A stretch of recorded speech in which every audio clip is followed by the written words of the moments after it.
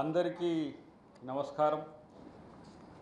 ఢిల్లీ మిత్రులందరికీ మొదటిసారిగా ఎమ్మెల్సీ అయినప్పుడు కూడా మీతోనే వచ్చి పాల్పంచుకున్న, మళ్ళీ విప్పు తర్వాత ఢిల్లీకి మొట్టమొదటిసారి వచ్చిన మీ సహకారానికి ప్రత్యేక కృతజ్ఞతలు. ఈరోజు ప్రెస్ మీట్ అంశానికి వస్తే, మనోడు కొంచెం కేటీఆర్ తిక్కగా మాట్లాడుతుంది. కల్వకుంట తిక్కలు రావయ్యింది. మరి ఎందుకు ఇట్లా మారుతుండో, ఏమైనా పురుగు పుట్టిందో లేకపోతే ఏమైందో పిచ్చిగా మాట్లాడుతుంది. వేదవలు, సన్నాసులు ఇట్లాంటి మాటలంతా కేసీఆర్ మొదలు పెడితే తను వారసత్వంగా ముందుకు తీసుకుపోతున్నట్టుగా కనబడుతున్నాయి.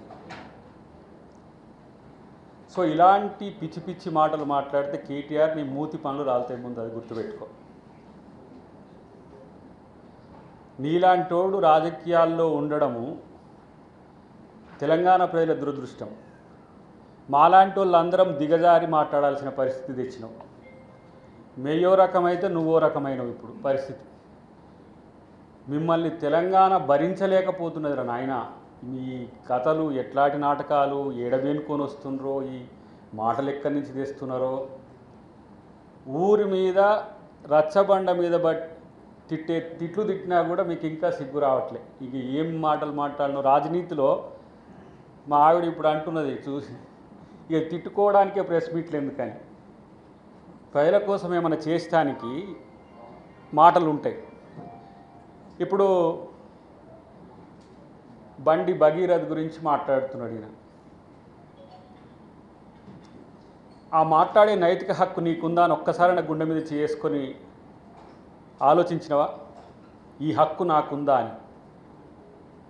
నువ్వు మహిళల గురించి మాట్లాడు. నీ ప్రభుత్వ హయాంలోనే కదా ఫోన్ ట్యాపింగ్ అయ్యి ఎన్నో కాపురాలు కూలింది. ఎంతోమంది సినిమా వాళ్ళది, హీరోయిన్లది ఇప్పటికీ నడుస్తూ ఉంటుంది. నీ పేరు ఏదో అంటూ ఉంటారు కదా ఊకే. నువ్వు మాట్లాడుతున్నావు. ఏమైంది ఇప్పుడు అక్కడ? చట్టం ప్రకారం అరెస్ట్ అయిన దాంట్లో రంధ్రాన్వేషణ చేసి మైనర్ బాలిక అంశాన్ని కూడా రాజకీయాలకు వాడుకునే ఒక దరిద్రపు రాజకీయ నాయకునిగా మారిపోయినావు నువ్వు. ముఖ్యమంత్రి గారు ఏదో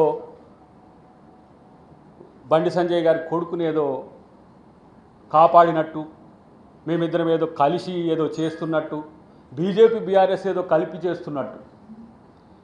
మొన్ననే చూచాయగన్నాడు ముఖ్యమంత్రి గారు ఒక మాట. బండి సంజయ్ బీజేపీతో మీరు కలవడానికి అడ్డంకా, అందుకనేనా ఇదంతా? ఈ ట్రాప్ అంతా చేసి దాని వెనుక ఉన్న కథలన్నీ అల్లేది పుసుక్కున మీరేనా? ఏంది ఇంత మీకు భుజాలు దడుముకుంటున్నారు? ఎన్డీఏలో చేరడానికేమో చంద్రబాబు గారు అడ్డం కాబట్టి చంద్రబాబు గారిని తిడతారు. ఎందుకు?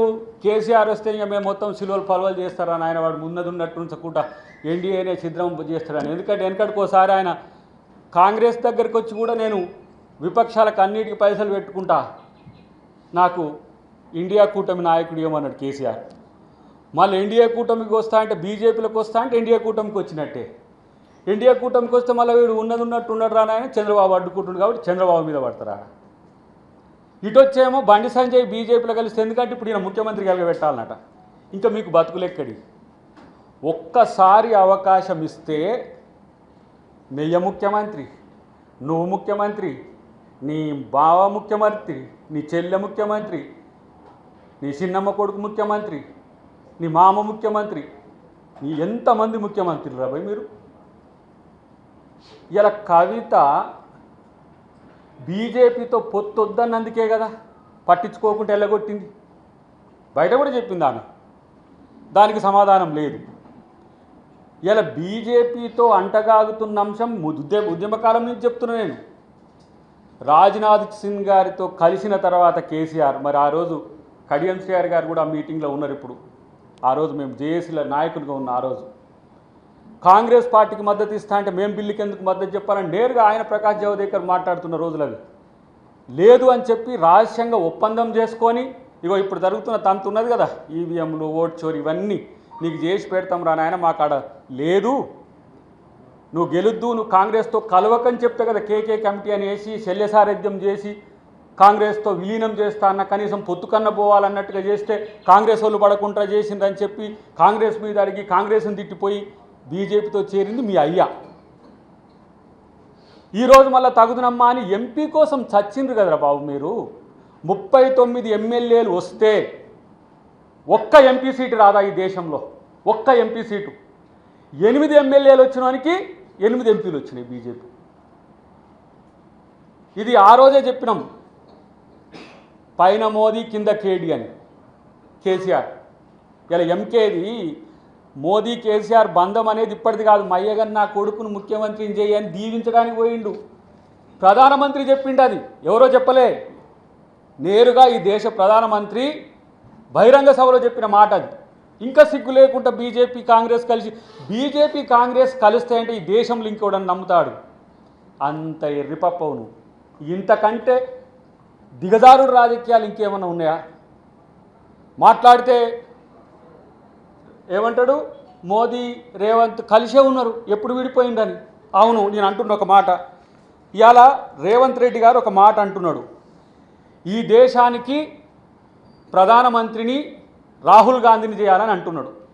మరి మోదీ ఒప్పుకుంటాడా? బుర్ర ఉందా? ఆ బుర్ర ఉంటే బుర్రలో ఏమైనా గుజ్జు ఉందా? ఒకవైపు ఏమో రేవంత్ రెడ్డి గారు ఆయన ఏమన్నాడు, హంసే జోడో అన్నాడు. జోడినాం కదా ఆయన, మరి కేంద్ర ప్రభుత్వం రాష్ట్ర ప్రభుత్వం కలిసే ఉంటుంది.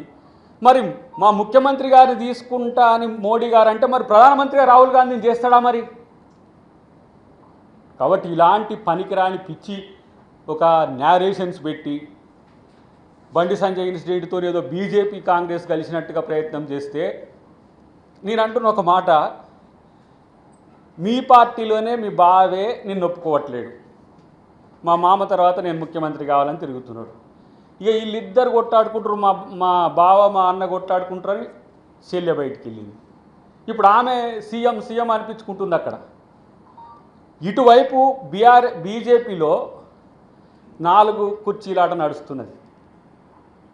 ఒకవైపు కిషన్ రెడ్డి, ఇంకోవైపు బండి సంజయ్, ఇప్పుడు కొత్తగా ఆయన అధ్యక్షుడు, ఇంకో కలపడని 4వ సింగం ఇంకొక ఆయన తిరుగుతూనే ఉన్నాడు. మీకు ప్రజల కోసం పనిచేయడం చేత కాదు, ప్రజల కోసం కేంద్రం నుంచి నిధులు చేయడం బీజేపీకి చేతగాలే. బీఆర్ఎస్ అధికారంలో ఉన్నప్పుడు కేంద్రాన్ని ఒప్పించో మెప్పించో ప్రేమతోనే తేవడం సాధ్యం కాలే. ముఖ్యమంత్రి గారు విపక్షమైనప్పటికి కూడా మోదీ గారితో సఖ్యతతో ఉండడం అనేది మీకు ఎందుకు తలనొస్తున్నది? అందుకే చెప్తున్నా, మీరు ఇట్లా కలలు కండ్రి, రేవంత్ రెడ్డి గారు బీజేపీతో కలిసిపోతారన్నట్టు కలలు కండ్రి. ఈ దేశానికి ప్రధానమంత్రిని రాహుల్ గాంధీని చేసేంతవరకు అట్నే అండి. ఇప్పుడు ఏదో వచ్చింది, అది కోక్రోచ్ జనతా పార్టీ అని బెంబేలెత్తుతున్నారు బీజేపీ వాళ్ళు. ఇంత భయం ఉన్న పార్టీ అది. ఎందుకంటే ఇవాళ మీ అవినీతి అక్రమాలు బీజేపీ దగ్గర ఉన్నాయి కాబట్టే సరెండర్ అయినరు. సరెండర్ కాకపోతే మీరు ఏ రోజైనా బీజేపీని విమర్శించిన దాఖలాలు ఉన్నాయా? బండి సంజయ్ని విమర్శించుడు ఓకే, ఎందుకంటే బండి సంజయ్ మీకేదో పడనియనట్టుంది అక్కడ బీజేపీకి రావడానికి, నా అనుమానం అది. కానీ బీజేపీని ఏ రోజు కూడా, బీజేపీ ఇన్ని ప్రజా వ్యతిరేక విధానాలు అవలంబిస్తున్నా కూడా ఒక్కరోజు బీజేపీతో కొట్లాడినట్టుగా కనపడదు. ఏదో నువ్వు కొట్టినట్టు చేయని ఆయన గులాబీ పువ్వుతో కొడితే ఈయన కమలం పువ్వుతో కొడతాడు. మీ ఇద్దరి వాలంటైన్ స్టోరీ తెలంగాణ క్షేత్రంలో ఎప్పుడో రుజువైంది. ఎమ్మెల్యేల కోసం బీజేపీ చచ్చింది వాలంటైన్గా వాళ్ళని ప్రేమించి, ఎంపీల కోసం బీఆర్ఎస్ చచ్చింది. ఒకరికొకరు ఇంత అనుబంధంతో ఉండి కాంగ్రెస్తో కలపడానికి మీకు కనీసం సిగ్గు లేదా? పోనీ నేనంటే ఒక మాట, ఆయన పేరు రామారావే, మా బీజేపీ వాళ్ళకైనా మాకు అందరికైనా సరే, మా బీజేపీ వాళ్ళు ఎందుకంటే వాళ్ళు జై శ్రీరామ్ అంటే అందరు జై శ్రీరామ్ అని అంటున్నారు కాబట్టి భద్రాచలం రాముని కాడ కొడదాం, తడి నీళ్ళతో ఇలా స్నానం చేస్తారా? బీజేపీకి కాంగ్రెస్కు పొత్తుంది అనే ఇలాంటి పనికి మారిన మాటలు మళ్ళీ మళ్ళీ మాట్లాడాలంటే మీకు సిగ్గుండాలి. లేదంటే మీరు తేల్చుకోండి, కేవలం కేటీఆర్ ఏమంటాము ఈ రోజుకు ఆయనకి నెలకు కొన్ని కోట్ల రూపాయల కిరాయిలు వస్తాయట, అవి ఉండి ఆగుతలే. పోయినసారి అవినీతి అక్రమాలు చేసిండో మరి ఏమన్నా బెదిరించేమన్నా గిట్లనే ఏమైనా చేసిండో కానీ కొంతమంది మిత్రులను సోషల్ మీడియాలో తర్వాత తన మీడియానో ఇంకో మీడియాను పెట్టుకొని రోజొకటి ఆయనకు అంటోడు ఏదో రేవంత్ రెడ్డి గారి చుట్టాల హాస్పిటల్లో ఉన్నాడట ఏదో ఫ్లోర్లో అని నాకు నేను విన్నా అంటాడు. మరి టీఆర్ఎస్ ఆఫీసు టీ న్యూస్ పక్కన ఉండట, మరి అడుగు, మాకు కూడా ఎవరో చెప్పారు స్టోరీ.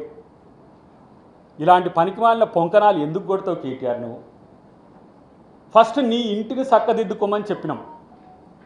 నీ ఇంటిని చక్కదిద్దుకో అంటే అసలు మీది లీడర్ ఉన్న పార్టీనా? మీదేమన్నా గింత జరుగుతుంటే మీ అయ్యి అడిగిపోయిండు. తెలంగాణ ప్రజలు బండకేసి బాధ్యత పోయి ఫామ్ హౌస్లో పడ్డారు. నువ్వేం నీ మైండ్ బ్లాక్ అయ్యి దిమ్మ తిరిగి ఎక్కడో పడి తిరుగుతున్నావు. అగో ఆ పిచ్చే ఈ మాటలు వస్తున్నాయి.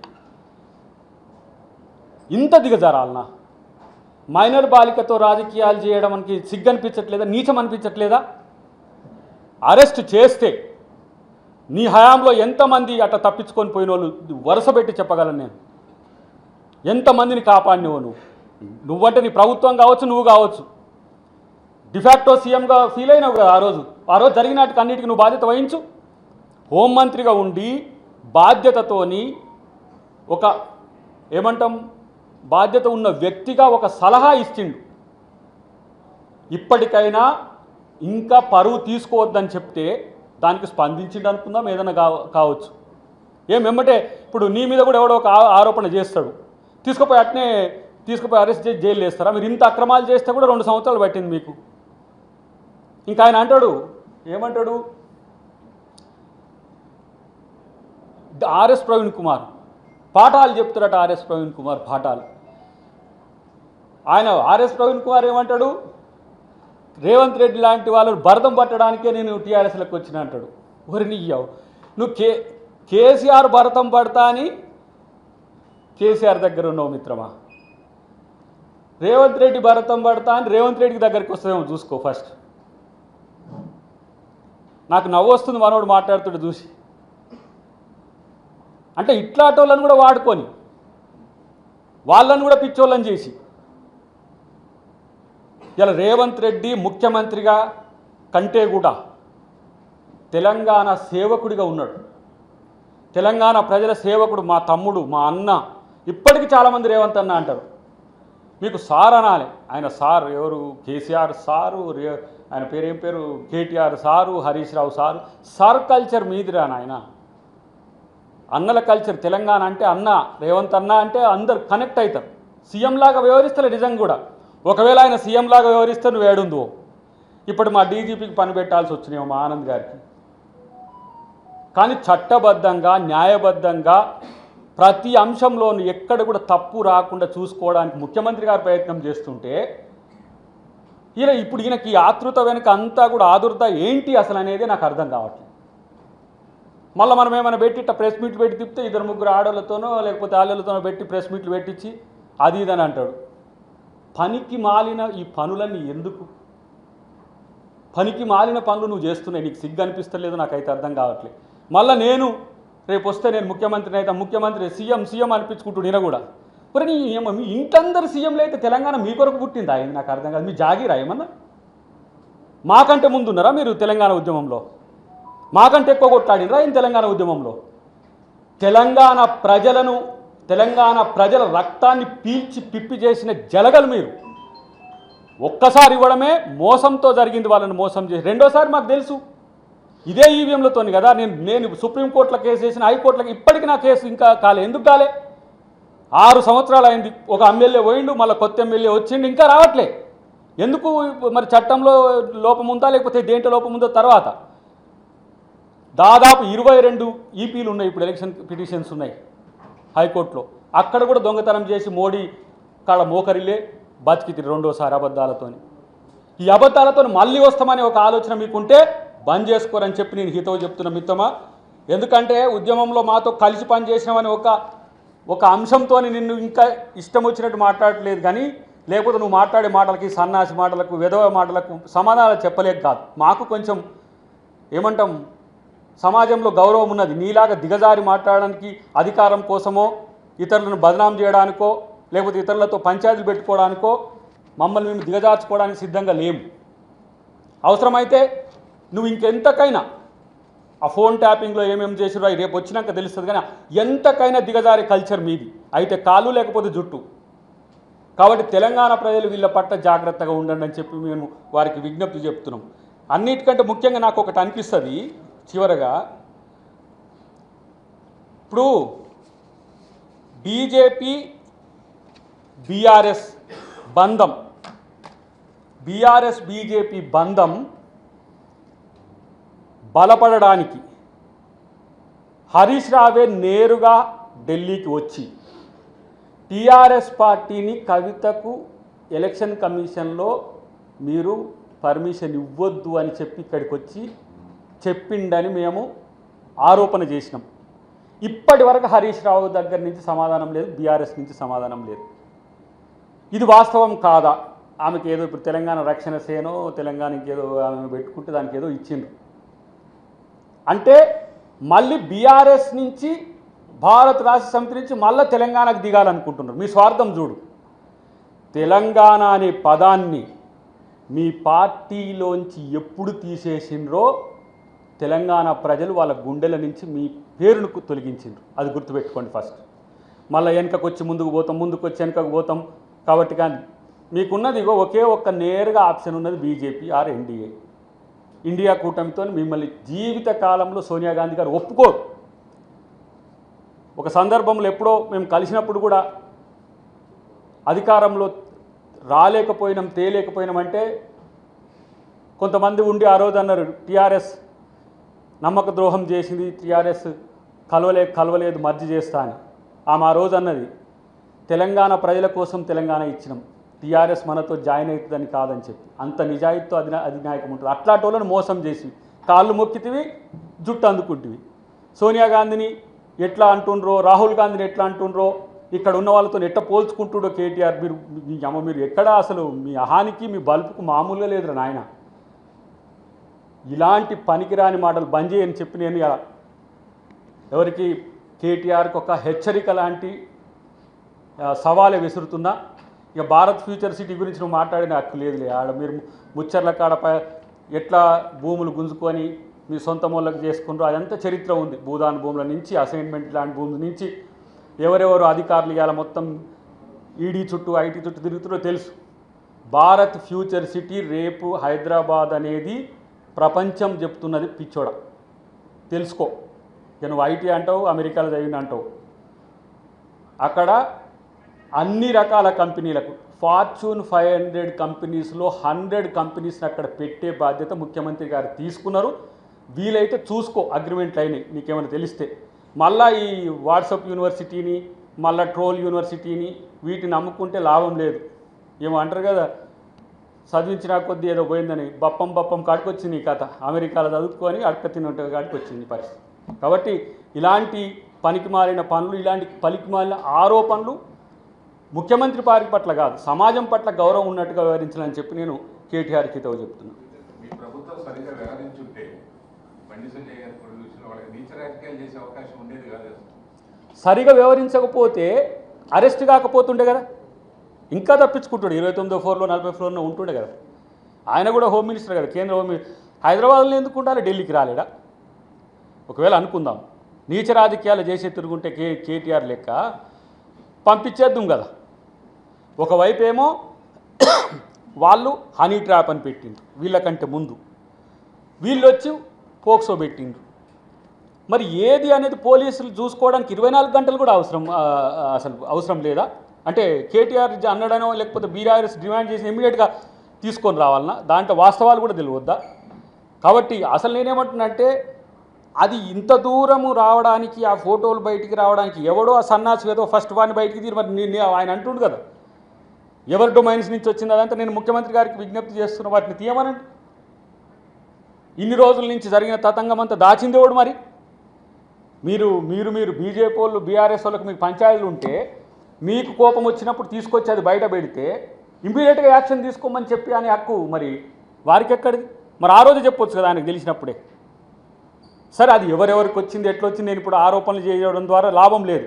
కానీ ముఖ్యమంత్రి గారికి కానీ లేదంటే కాంగ్రెస్ ప్రభుత్వం కానీ దొంగలను కాపాడాల్సిన అవసరం లేదు, అవినీతి పరులను కాపాడాల్సిన అవసరం లేదు, నేరస్తులను కాపాడాల్సిన అవసరం లేదు.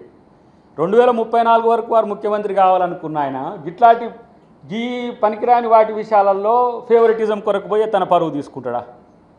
ప్రతి అంశంలో మేము చూస్తున్నాం కదా, ఇంత మేము దగ్గరున్నా సరే ఏ అంశమైనా ప్రజాకోణం నుంచి వస్తే ఇమ్మీడియట్గా స్పందిస్తున్నాడు. ఏదైనా వాళ్ళ స్వార్థం కొరకు సొంతం కొరకు చేస్తే ఎవరిని పట్టించుకోవట్లేదు. మేము చూస్తున్నాం చాలామంది. ఇలా 10 years ఎక్స్టెండ్ చేయండి అని అంటే ఇట్లా చెప్పినాం, 3 రోజులకు దాన్ని జీవో తెచ్చిండ్రు. ఇలా ఉద్యమకారుల కమిటీ ఏమని చెప్పినాం, ఇట్లా చెప్పిన వారం 10 రోజులకే దాని కమిటీని కాన్స్టిట్యూట్ చేసిండ్రు. 10 సంవత్సరాలు ఎలగబెట్టిర్రు ఉద్యమకారులు అంటారు కదా వీళ్ళు. 10 సంవత్సరాలు ఉన్న కాలంలో వేల మంది క్షేత్రంలో కొట్లాడి ఉద్యమకారులు వాళ్ళ జీవితాలను ఫనంగా పెడితే ఏ రోజైనా కమిటీ గురించో ఉద్యమకారుల గురించో ఆలోచించిందా? ఈయన ఉద్యమకారుడట. మళ్ళీ మాలాంటి వాళ్ళని తీసుకుపోయి జైలు వేసిండు. ఈయన పుణ్యాన జైలు చూసినాం, కేసీఆర్ పుణ్యాన. అప్పుడు రాజశేఖర రెడ్డి గారు మేమంటే గౌరవం ఉంటుండే, రోషే గారు మేమంటే గౌరవం ఉంటుండే, ఇంత కిరణ్ కుమార్ రెడ్డి గారు మేమంటే కేసులు పెట్టి అక్కడ ఉంచుండే. కానీ మురళీ ముదిరాజ్ అనే తమ్ముడు చనిపోతే, ఒక బీసీ గజ్వేల్ కాన్స్టిట్యున్సీ సొంత కాన్స్టిట్యున్సీ అని చనిపోతే తీసుకుపోయి మమ్మల్ని జైల్లో పెట్టిన చరిత్ర. ఇంతటి నీచులు వీళ్ళు ఉద్యమకాలను కోదండరామ్ గారిని నడి మధ్య రైతులు లేపి అరెస్ట్ చేసిన చరిత్ర. మందకృష్ణను ముట్టుకోవాలంటే ఎవరైనా ముట్టుకుంటారా? అలాంటి వాళ్ళని తీసుకుపోయి నెలల కొద్ది జైల్లో పెట్టిన చరిత్ర. ఇంత నీచపు సంస్కృతి మీది. మీ ఫ్యూడలిజము, మీ ఫాసిజము, మీ అహము, మీ బలుపు పరిపాలన చూసే ప్రజలు బండకేసి బాధితే, నేను అంటున్నా అసలు లీడర్లెస్ పార్టీగా ఉన్న పార్టీని ఇంకా అధికారంలోకి వస్తుందని ఆశతో ఉండడం అనేది నిజంగా కేటీఆర్ ఓపికకు సహనానికి ఇది నిజంగా మెచ్చుకోవాల్సిందే. ఆ లయ్య బయటికి రాడు, పంచాయతీ అదిరితే ఒక్కరోజు వస్తాడు, వారు జీవన్ రెడ్డి గారు జాయిన్ అయిన రోజు వచ్చి నా ఎందుకు పోయిండు ఆయనకి అర్థం కావట్లేదు. ఆయన బయటకు వెళ్ళి ఏదేదో మాట్లాడుతున్నాడు. ఆయన రేవంత్ రెడ్డి పోవాలి, కేసీఆర్ పోయిండు, ఇక రాడు. కేసీఆర్ పని అయిపోయిందని చెప్పి ప్రజలే వెళ్ళగొట్టిండు. ఆడికి పోయి కూర్చొని కాంగ్రెస్ మీద ఇన్ని రోజులు కాంగ్రెస్ పార్టీతో ఉంటారు, కాంగ్రెస్ పార్టీతో బతుకుతారు, కాంగ్రెస్ పార్టీ మీదనే ఇలా బురద చల్లుతారు. నేను ఆ గుండు అరవింద్ కాక చేసినట్టు. ఆ గుండు అరవింద్కి ఏమున్నది ఫ్యూచరు? డిఎస్ అనేటోనికి పుట్టకపోతే అరవింద్కు అడ్రస్ ఉందా అసలు? ఎందుకు లేపోని ఏదో డిఎస్ గారి కొడుకని గౌరవం చూస్తూ ఇష్టం వచ్చినట్టు మాట్లాడుతుండు. ఎవరిని అమ్మవాడు పెద్ద ఏదో పొడింగి చేసినట్టు. ఒక ఉద్యమంలో ఉన్నాడా?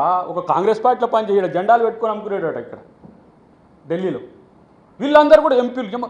తెలంగాణ కొరకు కొట్టాడనోడు, తెలంగాణ అంటే తెలివనోడు వచ్చేసి అలా పెద్ద పెద్ద నాయకులకు పొడింగులై కాంగ్రెస్ పార్టీని రేవంత్ రెడ్డిని అనే కాడికి వచ్చిన పరిస్థితి ఉన్నది. కాబట్టి తస్మాత్ జాగ్రత్త. ఎవడైనా మాట్లాడేటప్పుడు మర్యాదగా మాట్లాడితే మర్యాద వస్తుంది.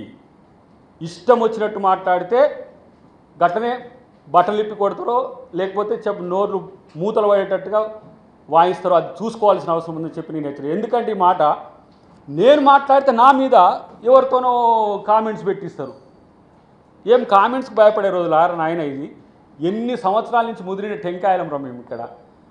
ఎక్కడి నుంచి బీజేపీ వాళ్ళతో ఎదుర్కొన్నాం, తెలంగాణ ఉద్యమ కాలంలో తెలంగాణ వ్యతిరేకులతో ఎదుర్కొన్నాం, కాంగ్రెస్కి వచ్చినాక బీఆర్ఎస్లతో ఎదుర్కొన్నాం. మాకేం కొత్త మమ్మల్ని తిట్టేది? మేము ప్రజల కొరకు పనిచేయాలనుకుంటున్న పరిస్థితి. కానీ బట్టగాల్చి మీదేసి ఇష్టం వచ్చినట్టుగా మాట్లాడితే ఎవరినైనా అద్దంకి దయాకర్ రూపం ఇప్పుడు విప్పు కావచ్చు గాక, అద్దంకి దయాకర్ ఎమ్మెల్సీ కావచ్చు, కాంగ్రెస్ పార్టీలో మొన్నటిదానికి పదవి రానివాడు కావచ్చు. కానీ కాంగ్రెస్ పార్టీ కంటే ముందు దయాకర్ ఏంది అది తెలుసుకోరు ఫస్ట్. పూర్వరూపం రావద్దు. ఎందుకంటే రాజకీయాల్లో ఉన్నాం, గౌరవంతో ఉండాలి, మర్యాదతో ఉండాలని. ఒక్కొక్కడు ఇష్టం వచ్చినట్టు మాట్లాడుతూ చూస్తే వాళ్ళతో మాట్లాడిపిస్తున్నారు మా మీద. కనీసం మేము ఉద్యమాల్లో పనిచేసినామనే కనీస ఇంగితం కూడా లేకుండా మిమ్మల్ని ఏ విధంగా కాపాడినో మీకు కూడా తెలియదురా నాయన. అధికారంలోకి వచ్చి అహమెక్కి మీరు అక్కడ కూర్చున్నారు, కానీ ఎక్కడ పోతుండే మీ బతుకులు. Thank you. ఫార్మాసిటీ కోసం ఫార్మా పేరుతో భూములు లాక్కున్నారు. ప్రభుత్వం తీసుకుంటే కనుక ఫ్యూచర్ సిటీ కడితే అది చట్టవిరుద్ధం, దాన్ని రద్దు చేస్తామని హరీష్ రావు కామెంట్ చేశారు. ఇప్పుడు హరీష్ రావు కామెంట్స్ బెదిరించే రకంగా ఉన్నాయి.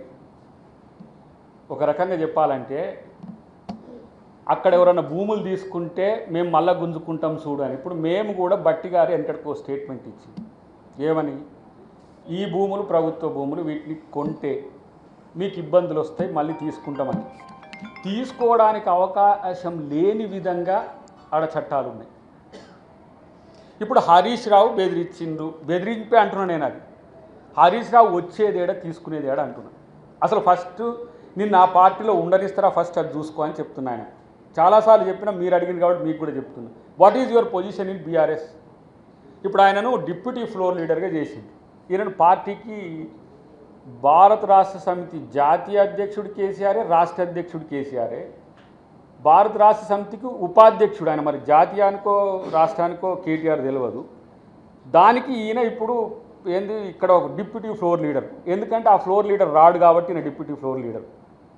ఆయన తర్వాత ఆయన కొడుకు తర్వాత ఈయన వస్తే ఆయనను రానిచ్చేది ఎవరు? ఆయన ఇప్పటికే బీజేపీతో బార్గెనింగ్లు ఉన్నాడని మనకున్న సమాచారం. ఎందుకు మా బామ్మారిది నన్ను ఇలా రేవంత్ రెడ్డిని ఇట్లా అంటుండు, ఆ లయ్యని అట్లా అన్నాడు, ఇట్లా నన్నేడ బతకనిస్తాడని ఆయన దారి ఆయన చూసుకునే పనిలో ఉన్నాడు. వాళ్ళ చెల్లెదారి చెల్లె చూసుకుంది.